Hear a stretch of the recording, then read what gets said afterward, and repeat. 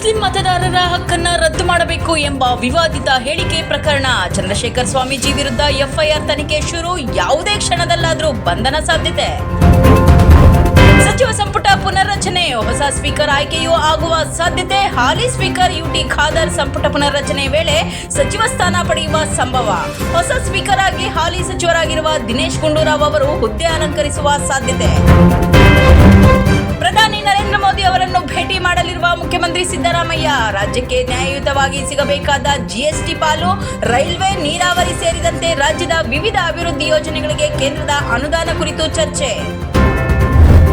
KPCC ಅಧ್ಯಕ್ಷ ಸ್ಥಾನಕ್ಕೆ ಹಿರಿಯರ ಸಚಿವರ ಪೈಪೋಟಿ. ಅಧ್ಯಕ್ಷ ಸ್ಥಾನಕ್ಕೆ ನಾನು ಸಿದ್ಧ ಎಂದ ಸತೀಶ್ ಜಾರಕಿಹೊಳಿ. ಸಿಎಂ ಮೂಲಕ ಹೈಕಮಾಂಡ್ಗೆ ಜಾರಕಿಹೊಳಿ ಸಂದೇಶ ರವಾನೆ. ಕೆಪಿಸಿಸಿ ಅಧ್ಯಕ್ಷ ಗಾದಿಗೆ ಡಿಕೆ ಸುರೇಶ್ ಎಂಟ್ರಿ. ಸಹೋದರನಿಗೆ ಸ್ಥಾನ ಸಿಗಬೇಕೆಂದು ಡಿಕೆ ಶಿವಕುಮಾರ್ ಲಾಬಿ. ಕುತೂಹಲ ಮೂಡಿಸಿದ ಡಿಕೆ ಬ್ರದರ್ಸ್ ದೆಹಲಿ ಭೇಟಿ. ನಟ ದರ್ಶನ್ಗೆ ಬೇಲ್ ಸಿಗುತ್ತಾ? ಇಂದು ಮಧ್ಯಾಹ್ನ ಹೈಕೋರ್ಟ್ನಲ್ಲಿ ಅರ್ಜಿ ವಿಚಾರಣೆ. ವಾದ ಪ್ರತಿವಾದಕ್ಕೆ ಸಜ್ಜಾದ ವಕೀಲರು.